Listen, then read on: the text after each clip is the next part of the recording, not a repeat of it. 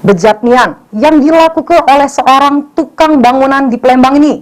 Pasalnya lanang 48 tahun ini tega mencabuli anak sambungnya yang berumur 8 tahun yang merupakan penyandang disabilitas.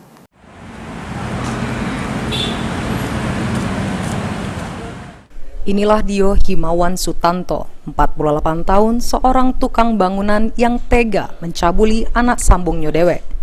Parahnya, korban ngerupa penyandang disabilitas tunawicara. Kasus ini terungkap pas korban RM 8 tahun ngerasa senang pas nonton di YouTube tayangan meloroti celano. Selik tingkah laku korban agak aneh, pengasuh korban langsung bertanya siapa pelakunya. Dengan bahasa isyarat, korban pun nyebut ke amun abah sambungnya yang ngelaku ke hal tersebut. Yang ditonton itu kartun. Ada adegan saat itu dalam film itu ada adegan yang menurunkan celana.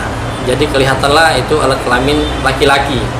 Nah, si korban ini tanpa dikomando, tanpa diperintah, langsung mengarahkan tangannya ke dalam mulutnya seperti keenakan. Contoh seperti ini.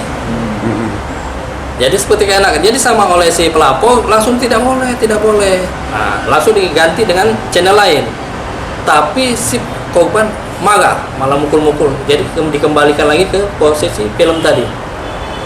Ketika dikembalikan film tadi, si korban malah menjadi-jadi, di mana celananya langsung dipelopotkan langsung.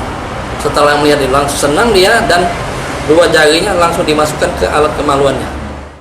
Sesudah dilakukan visum di rumah sakit, dokter nyatoke aman alat kelamin korban ngalami luka koya akibat tindakan pencabulan. Selain itu, hasil dari visum juga aman anus korban sudah melebar sebesar jari telunjuk. Akibat perbuatan bejat pelaku, ini pelaku sudah ditangkap anggota masih jeru pemeriksaan lebih lanjut. Mulyadi, PAL TV.